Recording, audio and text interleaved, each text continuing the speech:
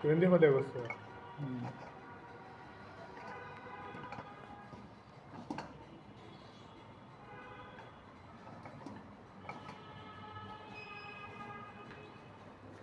আলুগুলোরে ভালো করে সিদ্ধ করে কাঁচা কাঁচা রাখতে হবে।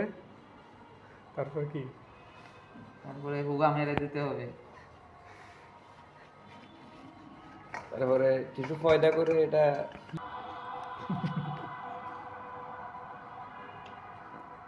করতে করতে যখন প্র্যাকটিস করবেন মুছা দেব।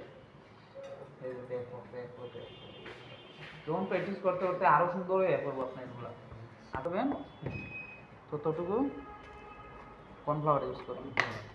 যে চাট মশলা দিতেছি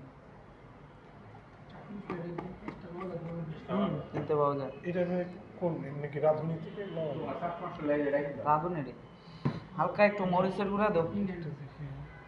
এমডি আমাদের চিকেন মশলা দিয়ে দিই।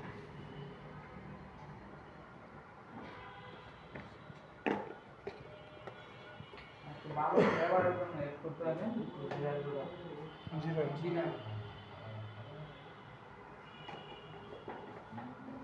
কোনো ধরনের লবণ টবণ ইউজ করা যাবে না। লবণ তো মনে হয় সিদ্ধর সময় একটু দিছি। সিদ্ধ সময় দিয়ে দিবেন চা দিবেন।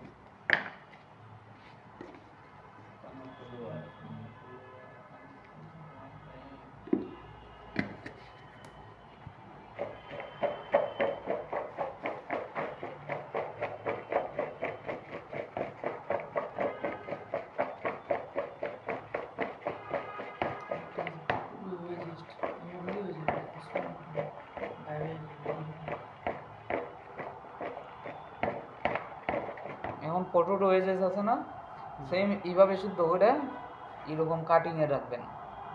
চ্যাপটা হ্যাঁ হালকা একটু চেপলা হালকা একটু পাতলা সেম এইভাবে কোটিং করবেন। কোটিং করে সেম এইভাবে ভাজবেন। ভাজে একটু সস দিয়ে খালে হালকা সস দিয়ে একটু গ্রিল করে দিবেন। শেষ।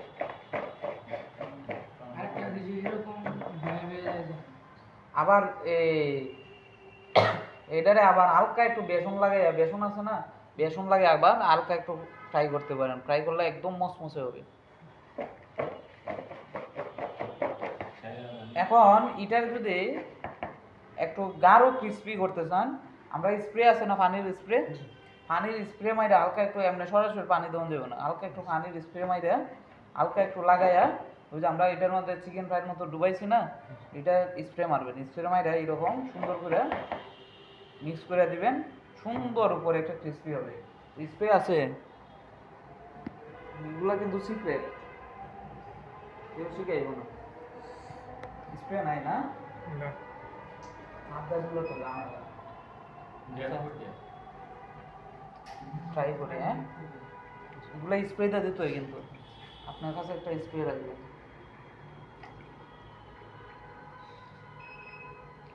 স্প্রে দিলে সুন্দর হয়ে যায়। সব আমার আলু সব জায়গায় লাগতো, হ্যাঁ কিন্তু এখন লাগতেছে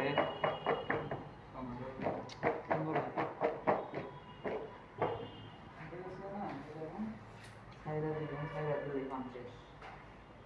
আর প্রত্যেকটা আলু ভালোভাবে যাতে গায়ে লাগে, খালি কিটা ছাড়ো সব ছাড়ো একসাথে।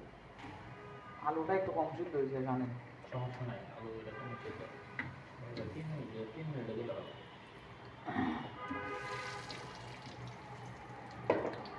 আর ইট একদম কম রাখবেন প্রথমে। হ্যাঁ প্রথমে ইট বেশি রাখলে পুড়ে দেবো।